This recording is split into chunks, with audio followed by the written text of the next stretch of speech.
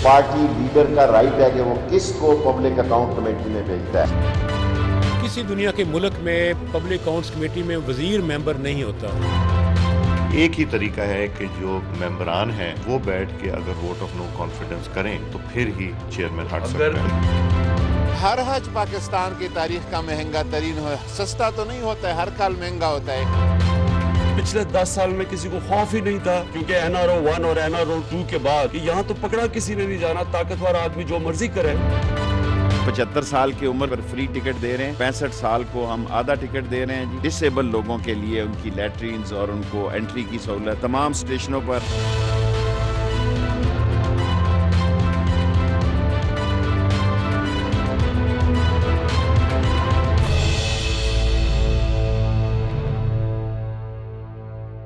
Welcome नाजरीन, programme DNA के साथ हाजिर हैं।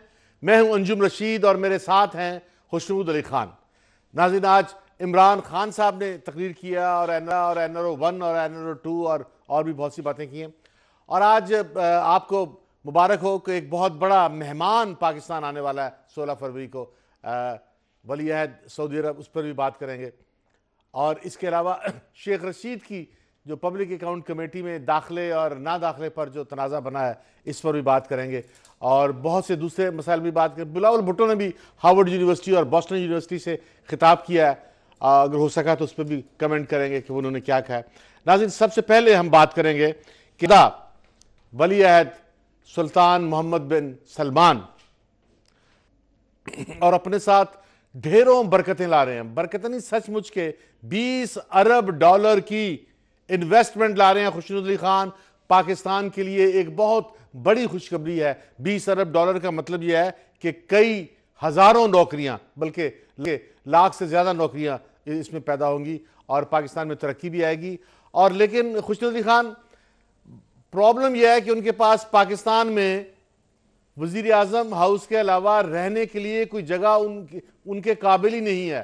और ये अल्लाह का शुक्र अदा करें कि वजीर आजम हाउस अभी तक जो है वो इमरान खान मुसलसल कह रहे हैं या उसको नीलाम कर देंगे या यूनिवर्सिटी बना देंगे या उसको पता नहीं क्या कर देंगे। उन्होंने वजीर आजम हाउस को जो है वो बर्बाद नहीं किया, वजीर आजम बचा रहा है। तो आप एक मुअज़्ज़िज़ मेहमान को ठहराने के काबिल हैं, आप भी इस काबिल हैं कि आपके यहाँ भी कोई बड़ा मेहमान आ सके। बिस्मिल्लाहिर्रहमानिर्रहीम। अनगिनत दरूद व सलाम जनाब मोहम्मद रसूलुल्लाह सल्लल्लाहु अलैहि वसल्लम की ज़ात पर, उनकी आल पर और उनकी औलाद पर। अंजुम रशीद साहब, आपने ये जो सवाल उठा दिया वज़ीर आज़म हाउस वाला, इसका जवाब मैं इस सेगमेंट के आखिर में दूंगा, इसलिए कि मेहमान ऐसा है जो हमारे दिल को भाता है, जो पाकिस्तान के अवाम दिल और जान निछावर कर सकते हैं जिस पे। और अगर ये आम मेहमान भी होता तो जो हमारे लिए 20 अरब डॉलर का पैकेज ला रहा है, जो गवादर के इलाके में एक जन्नत आबाद करना चाहता है, एक दुनिया आबाद, तो हमें दिल जान से उससे मोहब्बत करनी चाहिए थी। लेकिन सऊदिया का एक रिकॉर्ड है और सऊदी फैमिली का भी एक रिकॉर्ड है कि जब भी पाकिस्तान पर मुश्किल वक्त पड़ा है, सऊदिया पाकिस्तान के साथ ना सिर्फ खड़ा हुआ है बल्कि दिल खोल कर पाकिस्तान का हर तरह से, यानी माली क्या क्या याद करेंगे आप, हर तरह से हमारा साथ दिया। फिर दोनों मुल्क एक दूसरे के स्ट्रेटेजिक पार्टनर हैं और पाकिस्तान के अवाम, फौज और हर मकतबा फ़िक्र हरमैन शरीफैन की हिफाजत का जिम्मा उठाता है। वो कहता है सऊदिया पे अगर हमला हुआ, हरमैन पर अगर आंच भी आने लगी तो मेरी जान हाजिर है। अब फिर है पाकिस्तान और सऊदिया के ताल्लुकात। अंजुम रशीद साहब, एक शोबे में नहीं है, दोनों का कल्चर और फेथ इसका इतना मजबूत बांड है कल्चर तो कोई नहीं है कि सऊदी वलीअहद मोहम्मद बिन सलमान की आमद पर 20 अरब डॉलर के मुआहदों पर दस्तखत हो रहे हैं। आप कुछ कहना चाहते हैं? हाँ खुशनूर खान, हमारा कल्चरल जो है वो जो ताल्लुक है वो तो ईरान से है।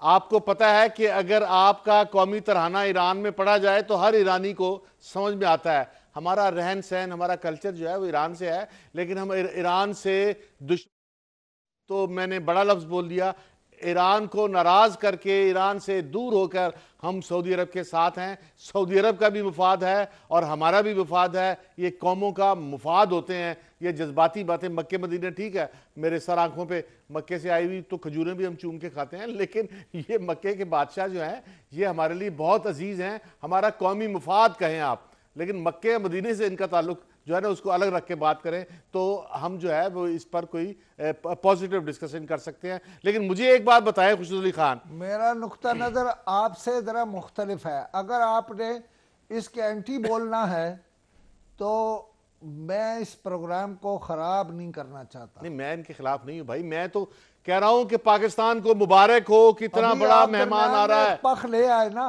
है? बात यह है कि कुछ मौके ऐसे होते हैं आपको बहुत से गिले होते हैं, लेकिन आप बहुत सारी बातें नहीं करते।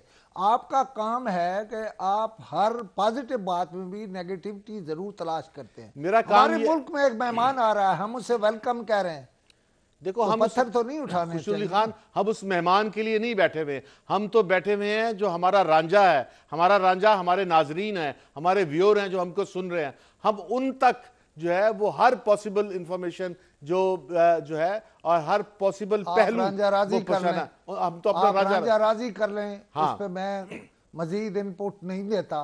नहीं, आप नाराज ना हो, आपका रांझा भी वही व्यूअर नाजरीन है। मेरे हाथ जुड़े हैं, आप मुझसे वो बातें ना कहलवाएं। मैं कह रहा हूं कि आपका जो दिल करे अब आप कहते जाए।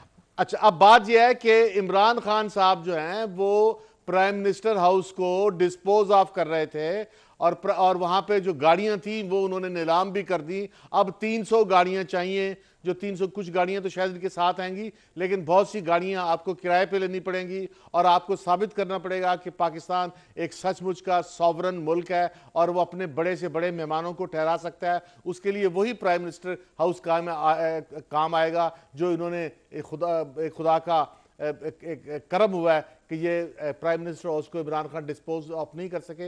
इमरान खान अभी तक जो है वो उसी कंटेनर के मूड में है, अपोजिशन के मूड में। अब उनको एक पाकिस्तान के वजीर आजम के तौर पर सोचना चाहिए और अब प्राइम मिनिस्टर हाउस को बहाल करना चाहिए। अभी जितनी मुलाकातें भी होती हैं वो भी इनके पास प्राइम मिनिस्टर हाउस के अलावा कोई जगह नहीं है।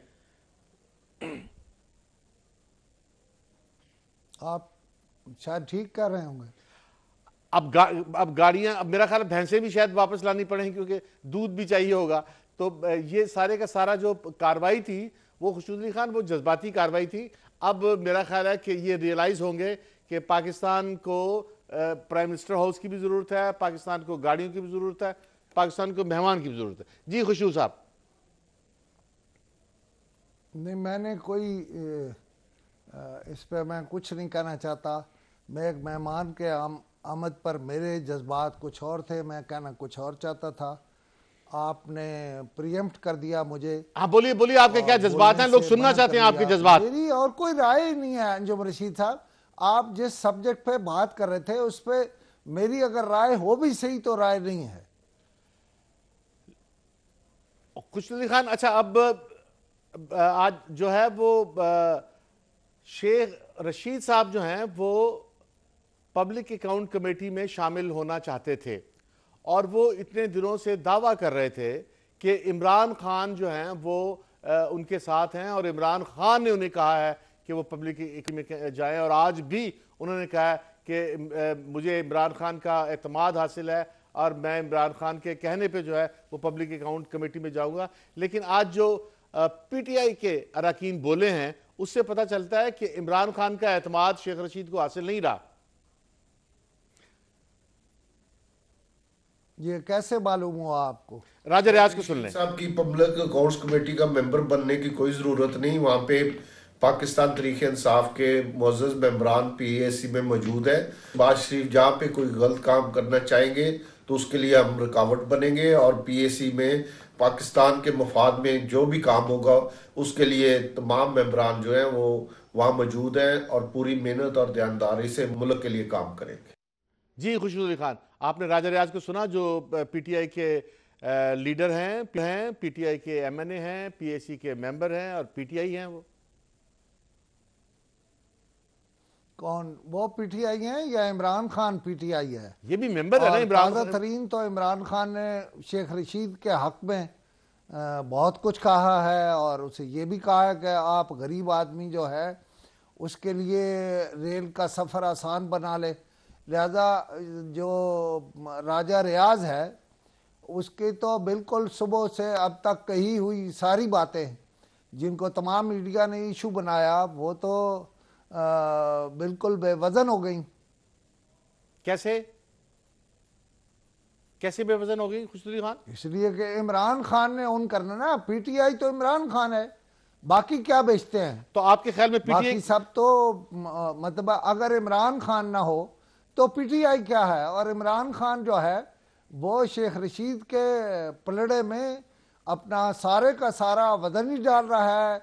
और आपको पता है कि उन्होंने आज कई काम किए हैं रावलपिंडी के, और रावलपिंडी के बहुत सारे लोगों को मिले हैं। मसलन उन्होंने शेख रशीद की जो नाला लई एक्सप्रेस है उसकी बात की है, रावलपिंडी के अस्पतालों की बात की है, रावलपिंडी के सूबाई असम्बली के मेंबरान को फंड्स देने की बात की है, मदर एंड चाइल्ड हॉस्पिटल बनाने की बात की है। उन्होंने शेख रशीद जो है उसको मुबारकबादें दी हैं, उनको शाबाश दी है। पता नहीं आप क्या फैसलाबाद से राजा रियाज को ले रहे हैं। ये कल तक तो राजा रियाज साहब किसी और पार्टी में थे मेरा ख्याल है। कल तक शेख रशीद भी कहीं और थे, और शेख रशीद को जो है वो इमरान खान कह रहे थे मैं अपना चपरासी ना लगाऊं। कल की बात छोड़े, आज की बात आप करें कि राजा रियाज के खिलाफ कोई इमरान खान ने एक्शन तो नहीं लिया। राजा रियाज को कोई पार्टी से निकाला नहीं, ना राजा रियाज को कहा है कि राजा रियाज ने पार्टी की वायलेशन की है। राजा रियाज तो पार्टी के डिसिप्लिन के अंदर बात कर रहा है, और किसी ने कहा नहीं कि वो पार्टी के खिलाफ बात कर रहा है। देखें, असल में आप राजा रियाज के बजाय रियाज फतेहाना को अगर आप कोट करते हैं जो राजा रियाज फतेहाना ने कहा था अगले दिन, तो उसमें शायद ज़्यादा वजन होता। मेरा ख्याल है राजा रियाज बुनियादी तौर पर मेरे ज़िले से हैं, मैं समझता हूँ इनकी फैमिली चकवाल से है, और मैं समझता हूँ इनका पॉलिटिकल वज़न क्या है। उन्होंने ख़ुद को बेवज़न कर लिया है। वो वज़ीर बनना चाहते थे, उनको वज़ीर नहीं बनाया गया। वो अपने गिले जो हैं वो शेख रशीद के मुकाबले में ले आए हैं। मैंने आपको कल भी कहा था और आज भी कह रहा हूँ कि शेख रशीद को दरअसल ये पता है कि आइंदा क्या हो रहा है और आइंदा क्या होने वाला है। लिहाजा उस पर उन्होंने राजा रियाज साहब ने तो अपनी किड़ निकाली है। आप पता नहीं कौन सी उनकी बात को बहुत अहमियत दे रहे हैं। हाँ, ये बात जो है इस पर के शेख रशीद को PAC जो है इस तरह से नहीं तुड़वानी चाहिए या इस तरह नहीं मुतनाज़ बनानी चाहिए। इस पर कल मैंने बात की थी कि ये असल में आहिस्ता आहिस्ता उस तरफ जा रहे हैं जहां मैंने एक बड़ा तारीखी फिक्रा कहा था, और वो आज भी कह रहा हूं कि ये पार्लियामेंट या ये असम्बली इस पार्लिमानी निज़ाम की आखिरी निशानी है। फिर कह रहा हूं कि ये इस पार्लिमानी निज़ाम की आखिरी निशानी है। शायद आइंदा पार्लिमानी जमहूरियत की जो असम्बली हो वो पाकिस्तान में ना हो, और शेख रशीद को चूँकि बहुत सी चीज़ों का पता है इसलिए वो कई चीज़ों पर असर्ट करता है। बुनियादी तौर पर तो जो वज़ीर है वो मेंबर नहीं होता। मसलन अब अगर जो हमारे इकनॉमिक अफेयर्स वाले या वजारत ख़जाना वाले जो जाते हैं वहाँ, उनके हेड का नाम जो है वो वज़ीर ख़जाना होता है, और वज़ीर ख़जाना अगर वहाँ जाए तो वो वोट भी देगा और बैलेंस नहीं रहेगा। यानी शहबाज शरीफ हट जाएंगे। मगर मैं आपको बताऊं, मैंने कल भी कहा था और मैं आज भी कह रहा हूं कि पीएसी को से शहबाज शरीफ को हटाने का मतलब है कि इन्होंने फैसला कर लिया कि पार्लिमानी जमहूरियत और पार्लिमानी निज़ाम से हमारा कोई ताल्लुक नहीं है। देखिए, आज कहा ना ये सारा कुछ खुर्शीद शाह ने कि हम जैम कर देंगे, तो ये बात मैंने कल कह दी थी आपको प्रोग्राम में कि ये दरअसल खुद जैम करवाना चाहते हैं इस असम्बली को जिसमें ये बैठे हुए हैं या जिसकी वजह से ये वजीर आज़म है। ये कोई और मंसूबा है, मुझे मंसूबों का इल्म नहीं है, लेकिन ये इस पार्लिमानी जमहूरी निज़ाम को नहीं चलाना चाहते। अगर इन्होंने शहबाज शरीफ को हटाया तो फिर कुछ और ही दमादम मस्त कलंदर होगा। नाज़रीन, एक छोटी सी ब्रेक के बाद बात करेंगे कि इमरान खान के क्या मंसूबे हैं और इमरान खान क्या कह रहे हैं। हमारे साथ रहिएगा। वेलकम बैक नाज़रीन। खुशनुदी खान, आप कह रहे थे कि इमरान खान साहब जो हैं वो राजा रियाज साहब ने इंडिपेंडेंटली बात की है, इमरान खान साहब शायद उनके साथ नहीं है। लेकिन अब तक का जो तासुर है, अभी तक राजा साहब ने जो कहा है, इमरान खान ने अभी तक ये नहीं कहा कि मैंने शेख रशीद को पीएसी का मेंबर जरूर बनाना है, अभी तक नहीं कहा उन्होंने। मुझे तो नहीं पता, शेख रशीद कह रहे हैं कि मुझे उन्होंने मेंबर बना दिया है, अब कमेटी इसको माने या ना माने।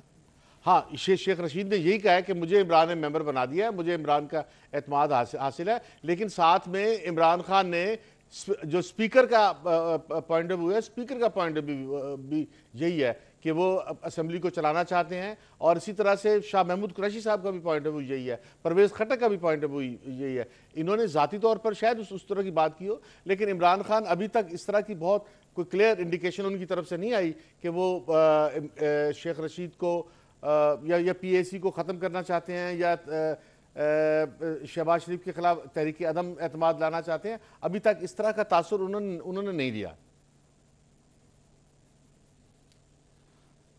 हाँ, शायद आप मुमकिन है अपनी हद तक जो सोच रहे हैं शायद ठीक कहते हो। मैंने तो आपको पहले सेगमेंट में कहा है कि शेख रशीद के पास शाम को जाना और इफ्तिताह करना और मुबारकबाद देना और दिन में रावलपिंडी के तरक्यात के मंसूबों पर उसका साथ देना, मैं तो ये समझ रहा हूँ कि उन्होंने राजा रियाज को डिसऑन किया है और शेख रशीद को ऑन किया है। बाकी शायद बहुत सारी चीज़ें अब इमरान खान के खुद काबू में नहीं हैं। मैंने आपसे कहा था कि मैं ये जो आपने वज़ीर आज़म हाउस वाली बात की, इस पे सेगमेंट के आखिर में बात करूंगा, लेकिन आप चूँकि आपने उसको उस पर बिल्कुल ही 90 डिग्री और तरफ चले गए आप, और मैंने यही मुनासिब समझा कि मैं विड्रा कर लूँ इससे, बजाय इसके कि मैं इस पे गुफ्तगू करूँ, उस मौजू पे ही नहीं बोलता। मैं बिल्कुल मैं सिर्फ एक फ़िक्रा अपनी वजाहत में कहता हूँ कि मेरे जो सुनने वाले हैं वो इस बात पे यकीन रखें कि मैं सऊदी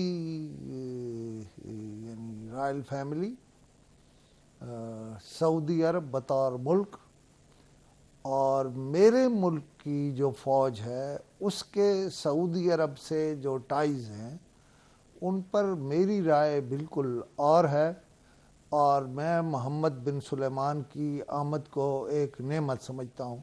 ये मेरी मजबूरी ये है कि मैं अगर ये वजाहत न करता तो शायद लोग समझते कि नहीं, लेकिन नहीं, अगर मैंने इस मौजू पे ना गुफ्तगू की है। खान, आपने गलत तासुर लिया है। मेरे ख्याल में भी पाकिस्तान का बेहतरीन कौमी मुफाद ये है कि सऊदी वली अहद को शानदार वेलकम दिया जाए। पाकिस्तान का बेहतरीन मुफाद जो है वो सऊदी वली अहद है, बाकी कोई दूसरा मुल्क हमारा कौमी मुफाद नहीं है। हमारा कौमी मुफाद जुड़ा हुआ है सऊदी अरब के साथ, और सिर्फ 20 अरब डॉलर की इन्वेस्टमेंट जो है वो पाकिस्तान की इतनी बड़ी खिदमत है। फिर पाकिस्तान की फ़ौज जो है इस्लामी इत्तेहाद उसके उसके अंदर जो हिस्सा है वो पाकिस्तान का भी कौमी मुफाद है। ये भी अलग बात है कि सऊदी अरब का भी कौमी मुफाद है। हम दोनों का मुश्तरका मुफाद है। हम दोनों इस खित्ते के अंदर जो है वो एक दूसरे से जुड़े हुए हैं और हमारी अलहदगी जो है वो पाकिस्तान का बहुत बड़ा नुकसान होगी। आप गलत तासुर ले रहे हैं। मैं बहुत वाज़ेह तौर पर इसमें हूं कि पाकिस्तान का बेहतरीन कौमी मुफाद जो है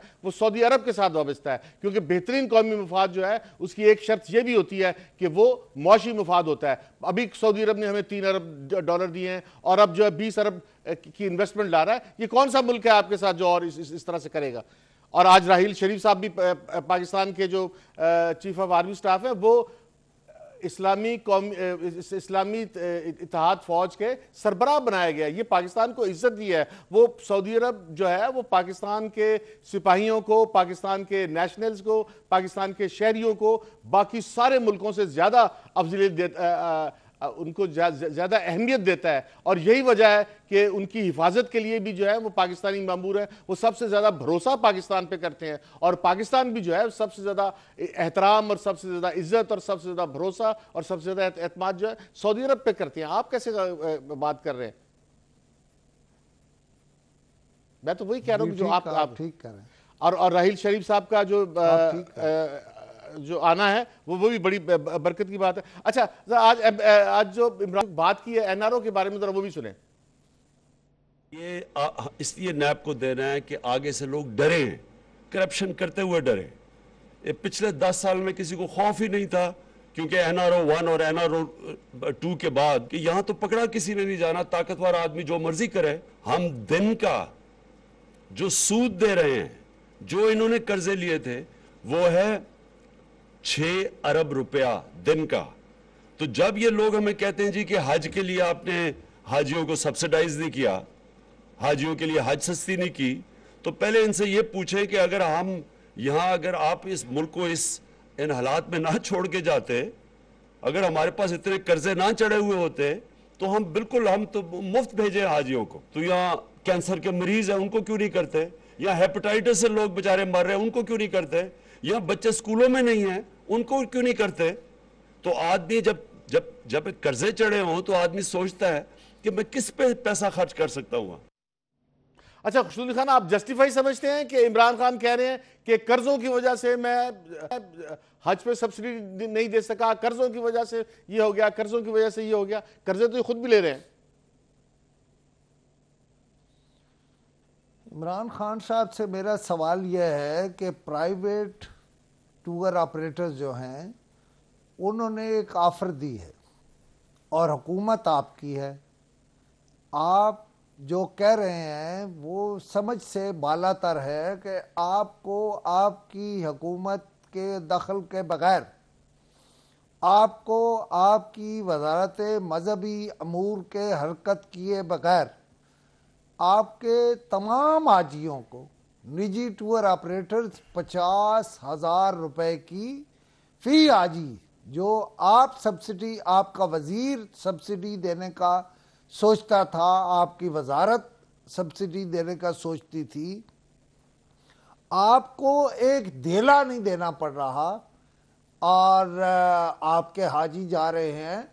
तो आप ये ऐलान क्यों नहीं कर देते कि ठीक है, हम एक्सेप्ट करते हैं प्राइवेट हज टूर ऑपरेटर्स की पेशकश और लेट जाएंगे, यानी देर से जाएंगे, लेट जाएंगे कहता हूँ, हमारे हाजी प्राइवेट टूर ऑपरेटर्स के ज़रिए हज पर जाएंगे। हमारी वजारत को अगर उनकी कोई खिदमत करना है या उसे रेगुलराइज करना है या उसमें कोई इमदाद देना है तो हम पूरी तरह हाजिर हैं। और आप अपनी वजारत को नूरुल हक कादरी को कहते कि नूरुल हक कादरी इस पेशकश से फ़ायदा उठाओ और आप काम करो। अब मुझे नहीं समझ है कि इमरान खान क्यों अड़े हुए हैं कि वो सरकारी हज जो है उन्होंने 50,000 महंगा कराना है, जबकि हज टूर ऑपरेटर्स हर तरह की फैसिलिटी देते हैं और हज कराते हैं। तो ये क्यों फंसे हुए हैं?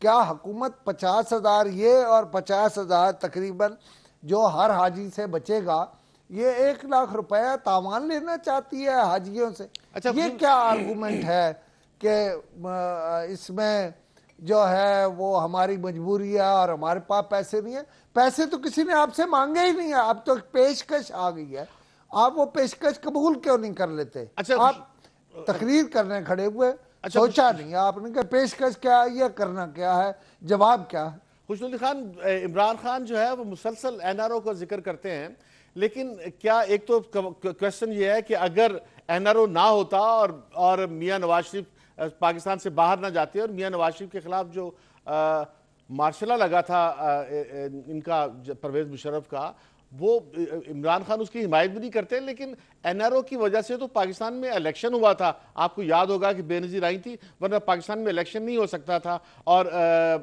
परवेज मुशर्रफ ही पाकिस्तान के जो है हुक्मरान रहते। तो इमरान खान क्या पाकिस्तान में इलेक्शन की मुखालफत कर रहे हैं, एनआरओ की मुखालफत कर रहे हैं, या ये कह रहे हैं कि एनआरओ की वजह से कर्जे थे, तो क्या कर्जों के और एनआरओ के ऊपर कोई एक कमीशन नहीं बना लेना चाहिए कि जो कर्जे आए हैं वो करप्शन में गए हैं, या अब ये जो कर्जे ले रहे हैं उनका क्या बनेगा?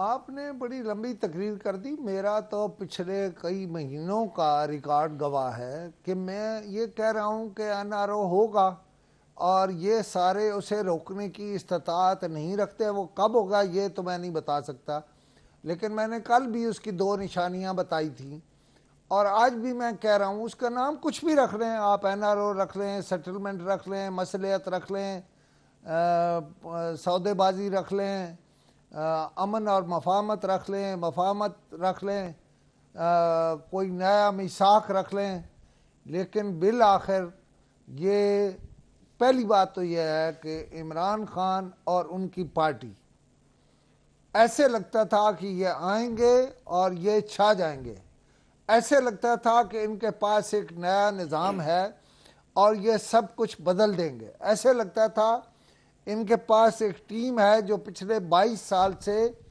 प्रैक्टिस कर रही है हुकूमत में आने की, और ये आएंगे और एक लम्हा ज़ाया किए बगैर इस मुल्क की तकदीर बदल देंगे। लेकिन वो कुछ भी नहीं हुआ।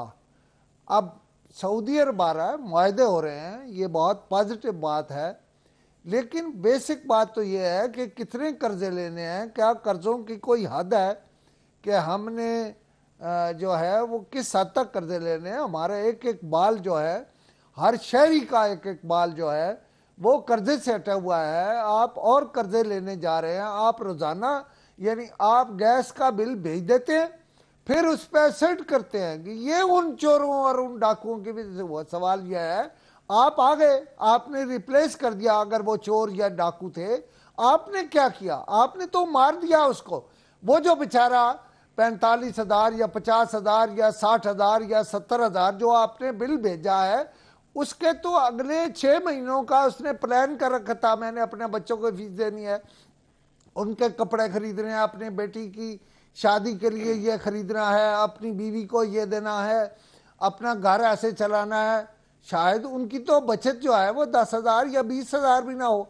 आपने ऐसा बम मारा है कि वो सारे बेहोश पड़े और बेजान पड़े हैं, और आप उस पे कह रहे हैं कि मैं इन चोरों को नहीं छोड़ूंगा, इन डाकुओं को नहीं छोड़ूंगा। खुशनुदी खान, मैं तो कुछ नहीं कहता, लेकिन मेरा आपसे सवाल है कि आपने क्या काम किया है, आप क्या कह रहे हैं और लोग क्या समझे इस बात? खुशनुदी खान, यहाँ पर हम आएंगे और ब्रेक के बाद हम बात करेंगे कि वजीर आला सिंध ने जो है वो पुलिस का एक SHO गिरफ्तार कर लिया, एडिशनल SHO, जिस पर इल्ज़ाम था कि उसकी लापरवाही से एक शख्स हलाक हो गया, जबकि पंजाब में जो साने साहिवाल है इस यहाँ पर वाक़या उल्टा है। नाज़रीन, हमारे साथ रहिएगा।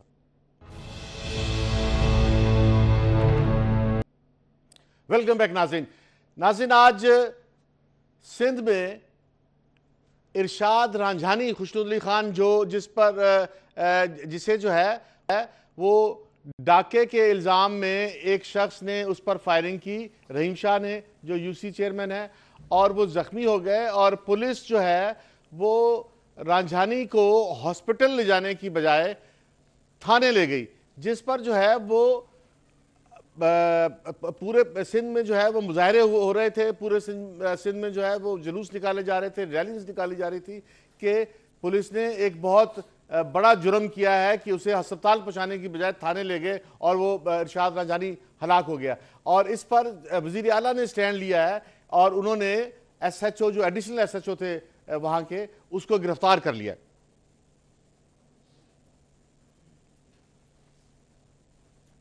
देखिए, चीफ मिनिस्टर सिंध ने इस पर जो किया था, मैंने तो कल कहा था कि वो शायद बहुत ही अच्छी बात है और बहुत ही अच्छा फैसला है कि उन्होंने ये कहा कि मैं FIR दर्ज कराऊंगा।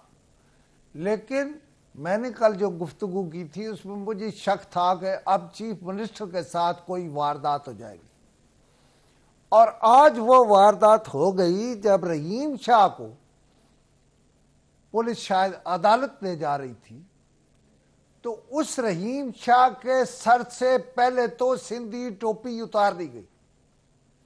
रहीम शाह के सर से पहले तो सिंधी टोपी उतार ली गई और फिर पुलिस की हिरासत में लोगों ने रहीम शाह को थप्पड़ मारे।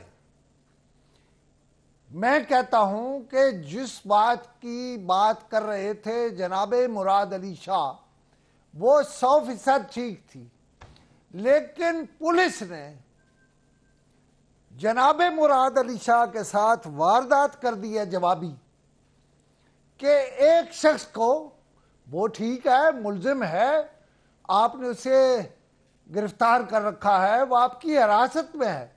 पहली बात तो यह है कि सिंधी टोपी सारे सिंध की है और उसकी इज्जत भी सारे सिंध की है, और उसे किसी भी पाकिस्तानी को या किसी भी सिंधी को पहनने से नहीं रोका जा सकता।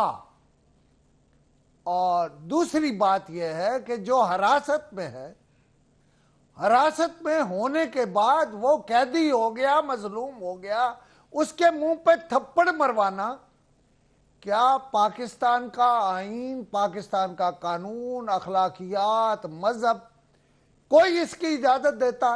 लिहाजा मैं तो शाक की कैफियत में हूं कि ये जनाबे मुराद अली शाह के साथ क्या वारदात हो गई है, मुझे नहीं समझ आया। वो IG तो शायद यहां भी रहे, मैं उन्हें समझता हूं, लेकिन पुलिस का इंतकाम हुकूमत से इतना जल्द और इतना जवाबी, मुझे इसकी समझ नहीं है। अच्छा खुशनुल खान, मैं इसके साथ एक बात कहना चाहता हूं। हमारा प्रोग्राम जो है वो चूंकि इख्तिताम की तरफ जा रहा है, कि मैंने बात की थी इनाम अकबर की गिरफ्तारी की, कि इनाम अकबर की गिरफ्तारी एक मनसूबाबंदी से थी और मीडिया पर पाबंदियां आयद की जानी थी। जिस टेलीविजन चैनल से हम बोल रहे हैं ये भी मीडिया है और अखबार भी मीडिया है, लिहाजा हम सबको महकूम बनाने और गुलाम बनाने का मंसूबा बना और उसमें गुलाम अकबर जो है वो यानी गिरफ्तार हो गए और अब उसको जमानत नहीं दी जा रही कि वो बाहर आए। उसकी वजह से पूरा प्रोफेशन, पूरा जो सहाफती एक फल फूल रहा था, एक चमन, वो सारे का सारा धड़ाम से गिर पड़ा है।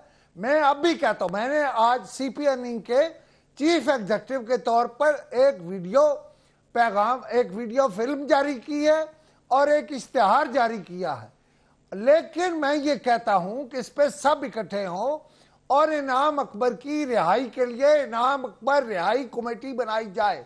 अगर हमने अपने प्रोफेशन को आजाद कराना है, आप बात करें। अच्छा खुशनुल खान, आज जो है वो महमद दैन के बारे में खबर छपी है कि महमद दैन का अभी बजाय फैसले, लेकिन महमद दैन का ठेका देने के लिए मुज़ाकरात शुरू हो चुके हैं। ऐसा लगता है कि हुकूमत फैसला कर चुकी है कि रज़ाक दाऊद की कंपनी डेस्कॉन को महमद दैन का ठेका दे दिया जाएगा, चाइनीज उसके साथ।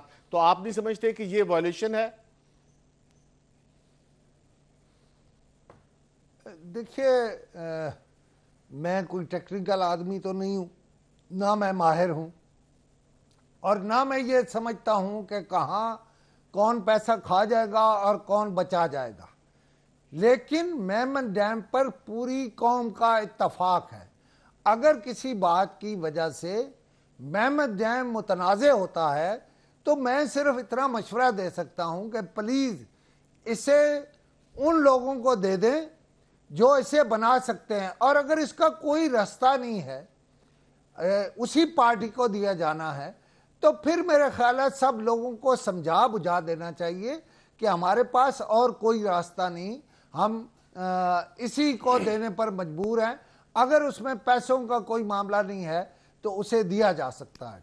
नहीं, पैसों का तो इसमें कोई मामला नहीं था, सिर्फ इतनी बात थी कि ये कॉन्फ्लिक्ट ऑफ इंटरेस्ट बनता है, क्योंकि ये वज़ीर आज़म के मुशीर भी हैं और साथ में ये एक डैम भी बनाएंगे और वो डैम 103 अरब रुपए का है। लेकिन खुश